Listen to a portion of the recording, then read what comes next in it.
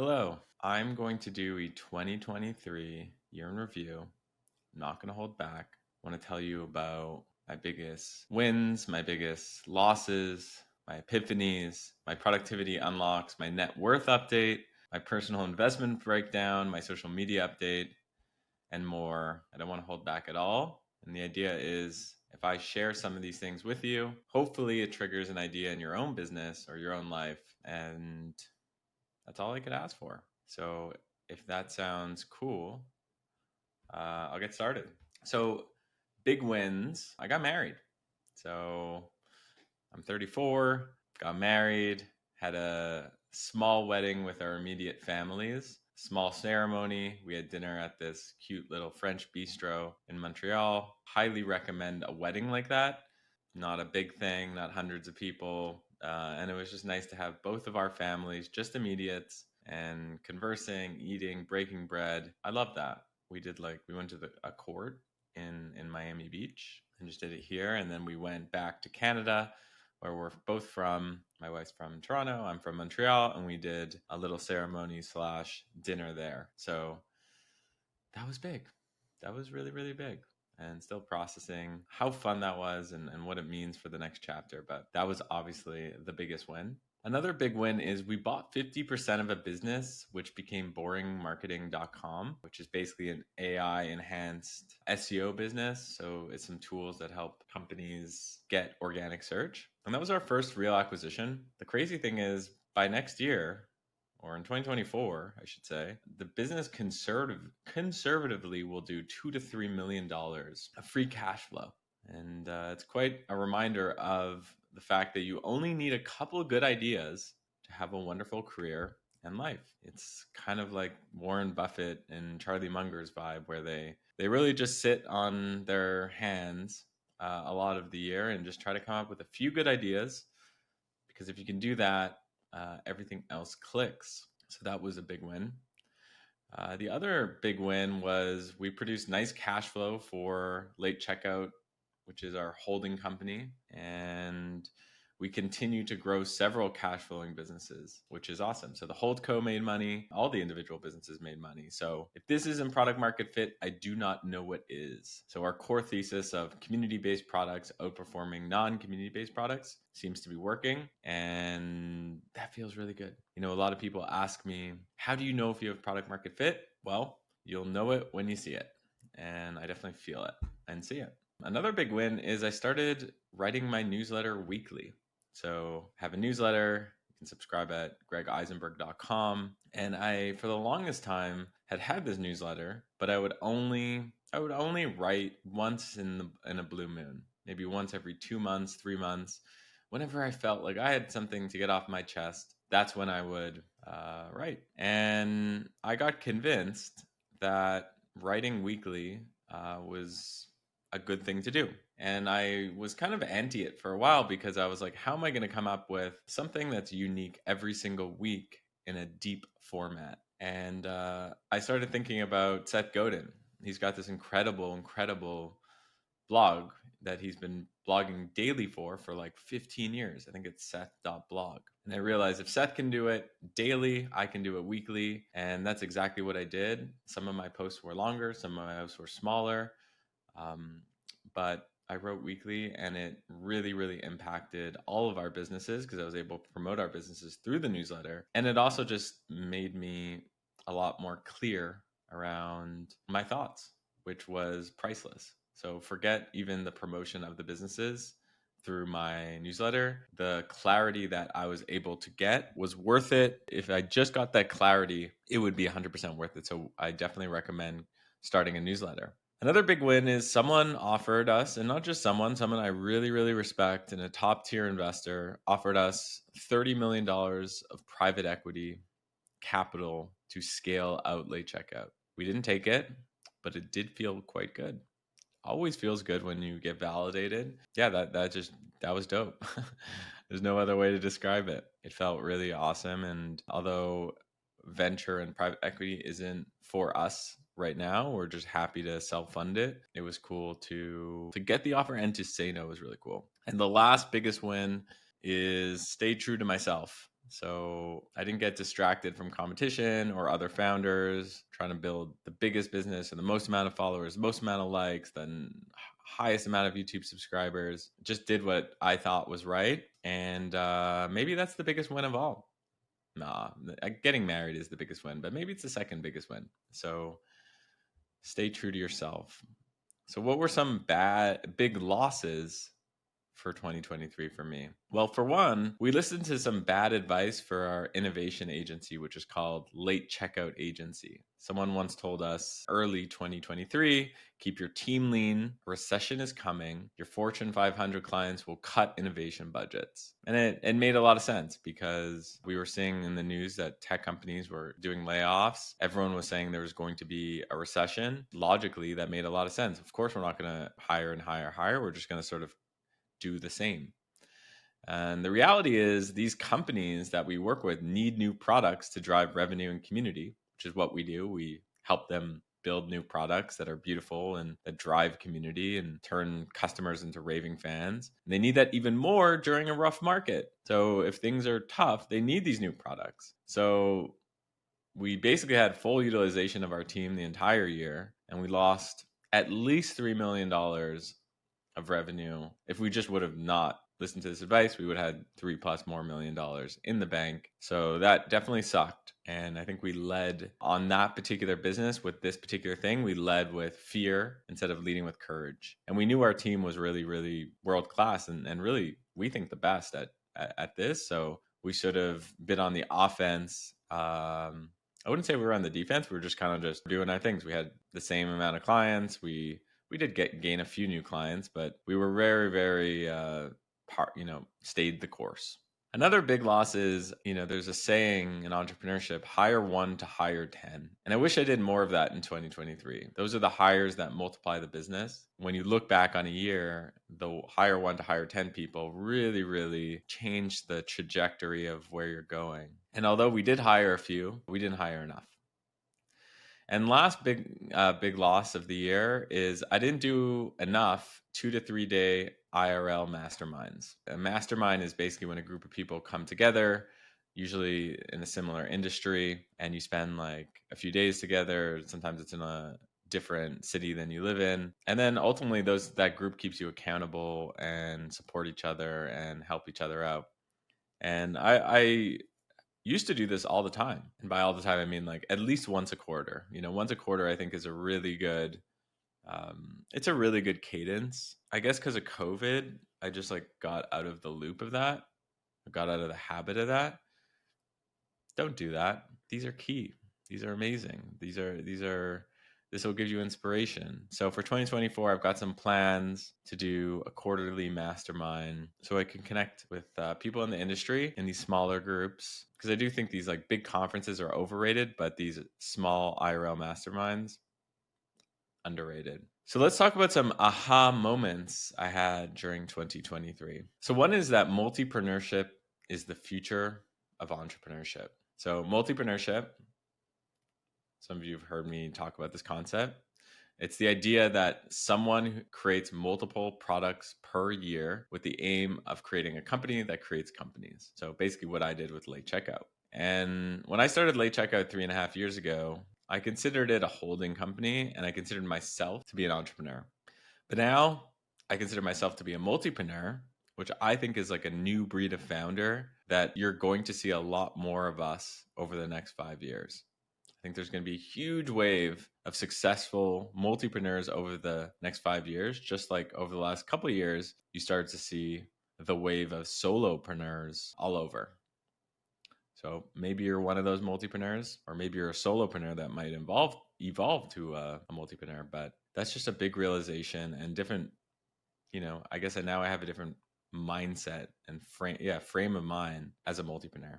Second aha moment I had was this idea around IRL is greater than URL, meaning there's just so much alpha in creating products that drive IRL community experiences. I think there's so much post-COVID that we can do. We were glued to our screens. How do you get off the screen? I had a quote that went viral in 2023, which is, the internet used to be a place to get away from real life. Now real life is a place to get away from the internet. And I think that's pretty true. I think there's a lot of demand, pent up demand to create interesting experiences in person. So that's another frame and aha moment that I had in 2023, which might be useful to you too.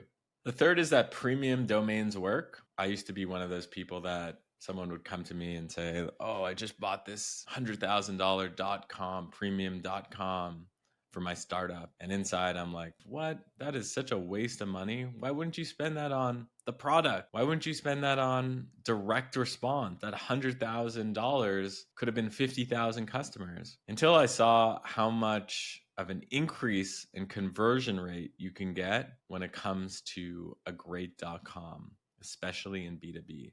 So I've seen this a few times in 2023, and I'm starting to think that premium domains are undervalued, some of them.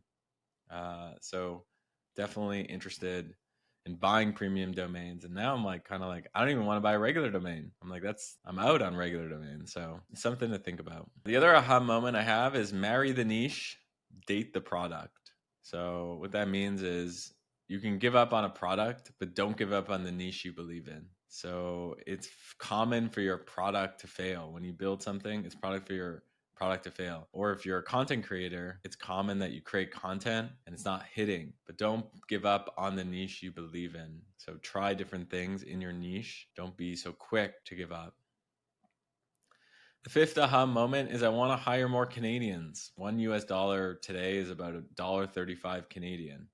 So basically, hiring in the Great Wide North is 35% off. We hired some exceptional Canadians in 2023, and I want to do more of it. Obviously, continue to still hire in the US, but only for select high impact roles, because I'd love to save that 35% and put that into a premium domain, or put that into marketing, or put that into a product. Another aha moment is reach out to people. Sounds obvious, but I started doing that more in 2023.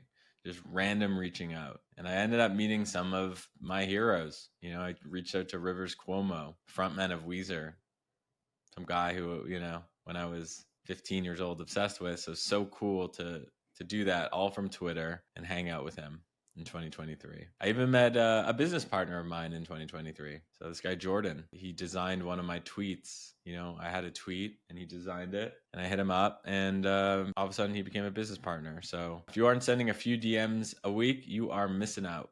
And then the last aha moment is buy more companies. I remember Andrew Wilkinson, co-founder of Tiny, which is similar to Late Checkout, a bigger Late Checkout, really, in lots of ways, worth hundreds of millions of dollars. I think it's worth almost $500 million. I was on the phone with him in 2020, and he asked me, he says, "Why are you so focused on building and incubating companies? Buying is way easier." And my response to him at the time was, it's way more fun to build. And I believe that true today, but I still want to buy more in 2024. So I just see the opportunity, and I think I can do both. From our experience with Boring, I think we can do both. So if you're selling your agency, your marketplace, your email newsletter, your vertical SaaS, your social network, get in touch with me. We're buying community-based businesses. I had a few productivity unlocks that I wanted to share. Some of them are very small, but are meaningful. One is in 2023, started to change my desktop wallpaper monthly.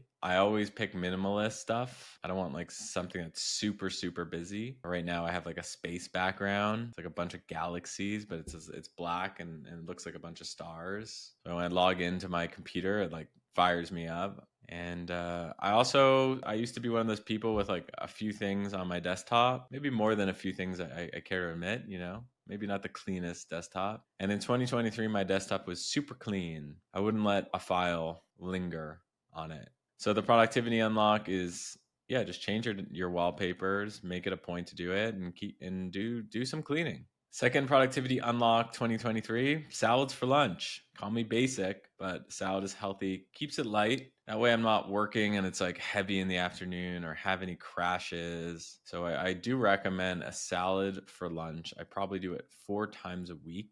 Put some protein ideally in there as well. Put chicken, shrimp, steak, whatever floats your boat, and less crashes. And then just D&D mode on desktop and mobile. No brainer. You can still set it so when certain people call, if it's very important, husband, wife, kids, parents, whatever, that it comes through.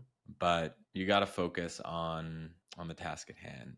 And the last one relates a little bit to this, which is I'm on a Mac. I hide my top bar, and like the top bar where, it shows the Apple icon and stuff like that. And it only shows up if I hover over it. I just want to focus on the task at hand. That's been a productivity unlock as well. And I also hide the dock at the bottom.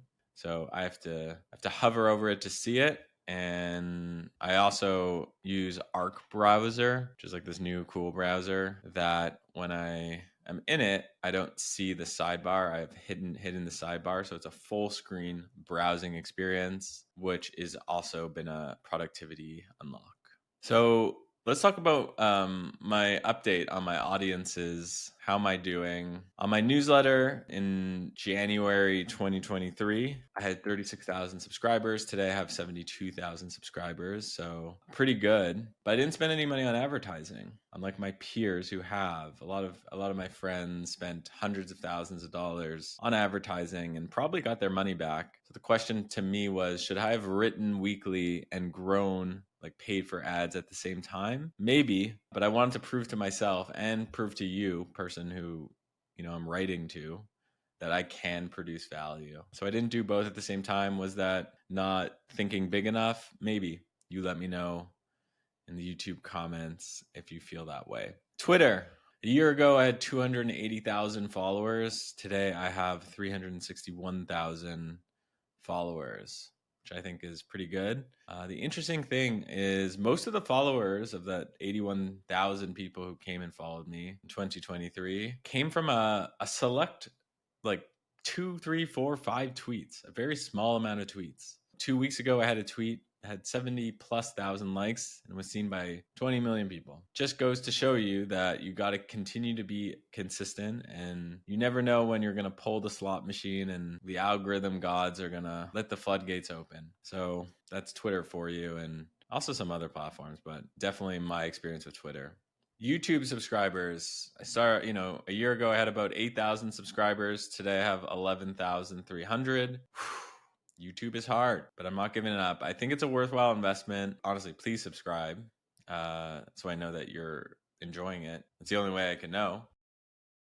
But I've given it a lot of work. I started doing these 5 to 10 minute videos. I did about 5 or 6 of those where I break down people like Ryan Holiday and Jack Butcher and Colin and Samir, and I talk about multipreneurship. So I'll do these shorter videos, not just long form and not just shorts. And I thought actually that would get me like go viral, kind of like how that one tweet I had got 70,000 likes, but it hasn't happened yet. But I'm still a believer, so I'm going to continue to invest in it. But yeah, let me know if let me know if you don't like it. I think that some of the videos are valuable, so I'm going to continue doing it.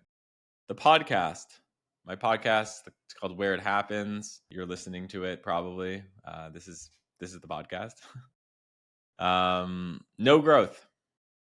2022, I had 360,000 downloads. In 2023, I had 360,000 downloads. So there's been no growth, but the podcast has been a lesson. It reminds me of the quote.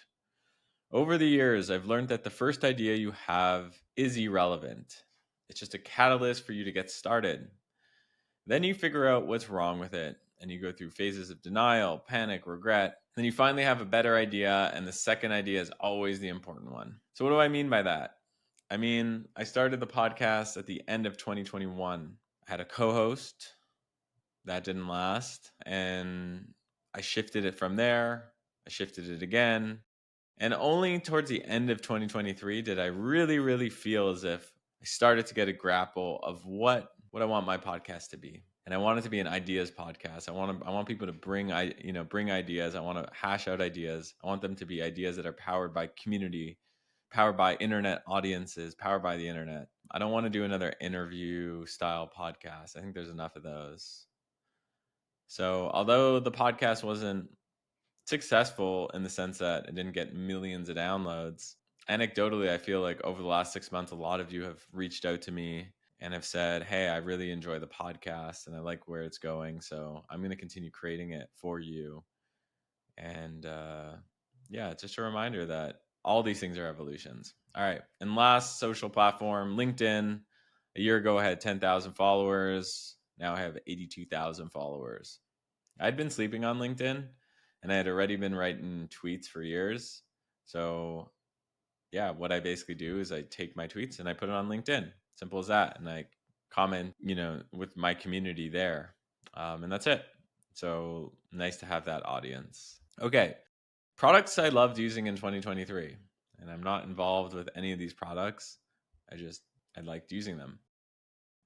So the ones that came to mind is Clack, Klack. For those of you who love the sound of mechanical keyboards, clack, clack, clack, clack, clack.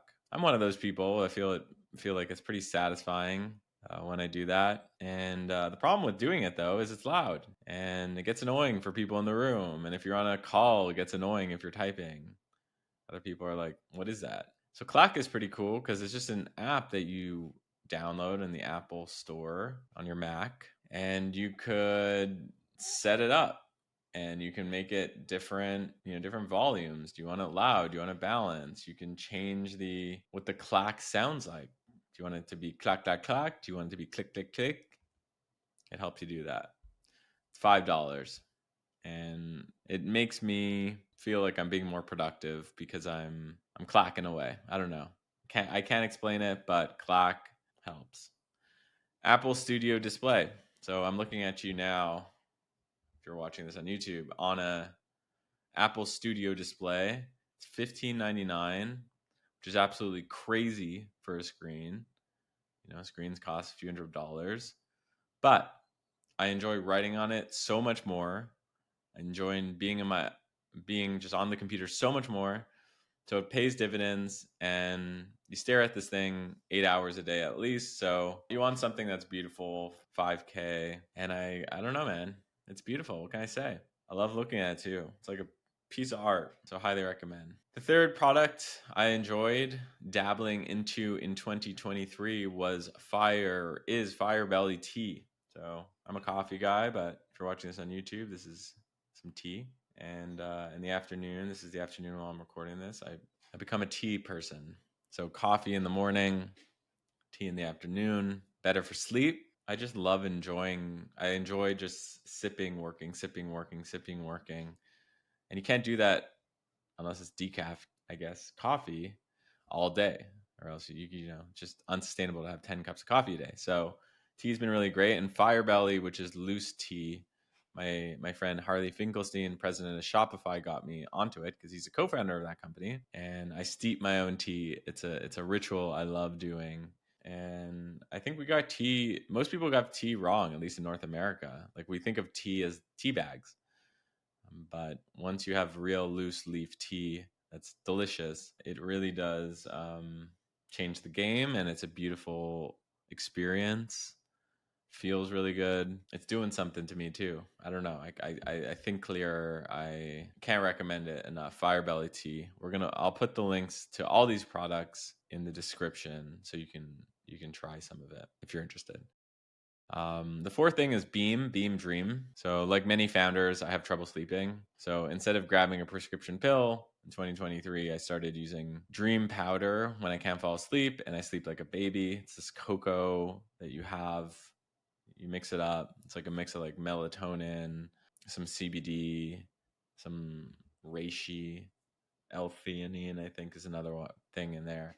And I know what you're thinking. You're like, well, I tried all these things and I still can't sleep. I don't know. It's the combination of all of them make this thing like work like a charm. Like I'm out. I sleep like a baby. So highly recommend Beam. Probably one of the biggest lifesavers that I had in 2023, because if you're tired all the time, it's just good luck being productive. Impossible. And honestly, good luck like enjoying your life. Like it's tough. If you're tired, you feel like you're in this weird state. It's cloudy. It doesn't feel good. You're more agitated. So not fun.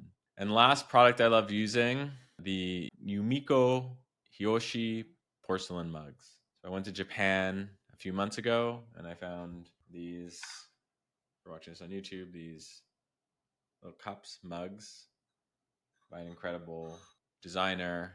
and porcelain, and I love the sound of it, and I love the colorways. Yeah, I think a lot of people, including myself, were using just like regular mugs, and upping my mug game, dinnerware game was helpful 2023. And don't just get the big box Walmart stuff.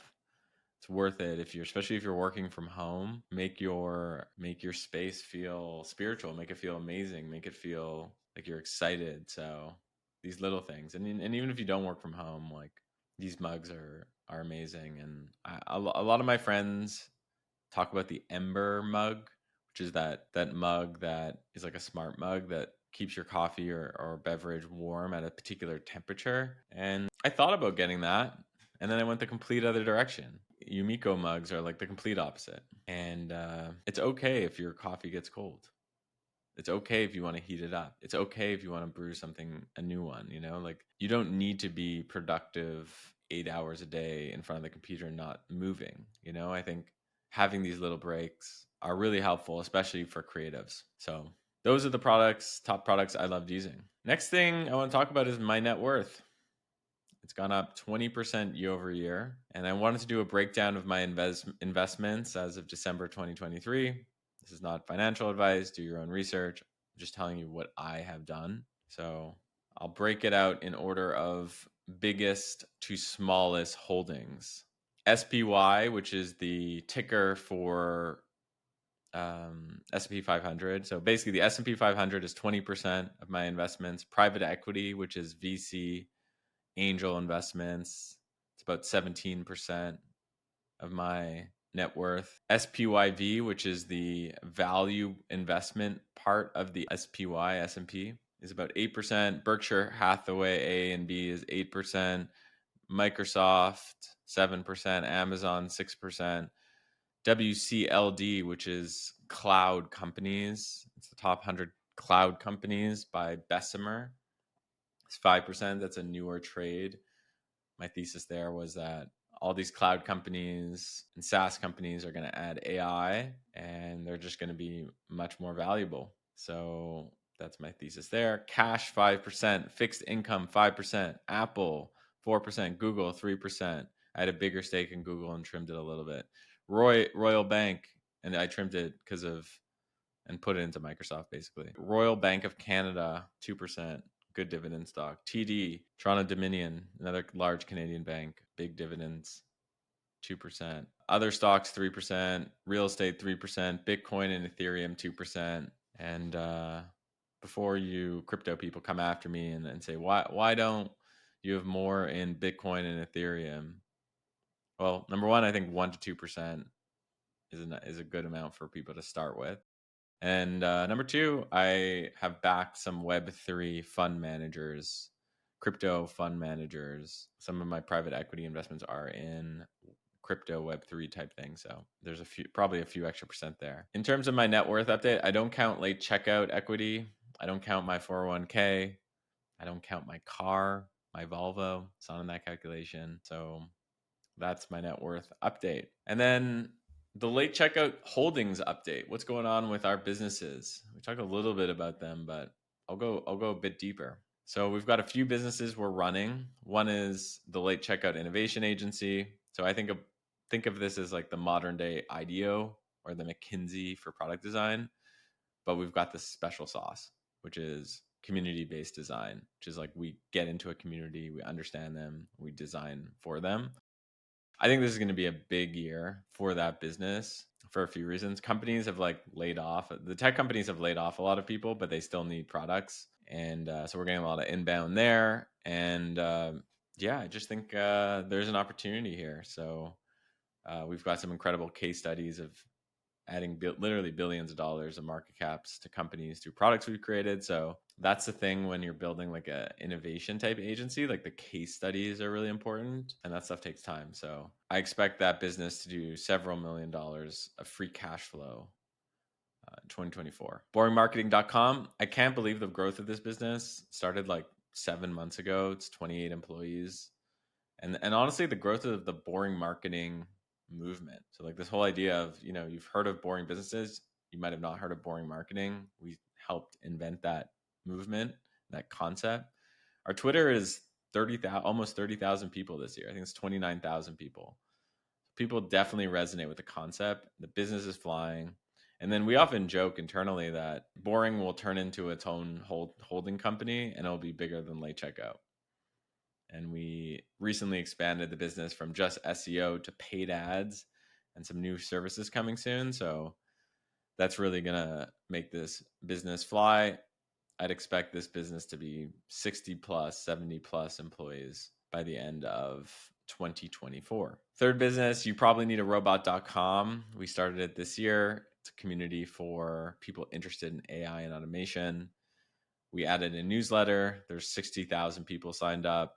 We're still trying to figure out like the business angle of it. Like we've sold some things. We've sold something called Robot Pass, which is basically a way to get, you pay like $100 or something and you get discounts on all the AI tools. We've done stuff like that. We did a async course, like an email-based course that you can pay for, paid community type stuff. So I think we're still trying to figure out how do we monetize it. But being in the center of AI and really, learning and about it, and that's another cool thing about building a community is it allows you to be a center of gravity for some really cool people. So that's been really awesome. MeetDispatch.com. So is that a 6-figure a month business? And it's been an interesting experiment.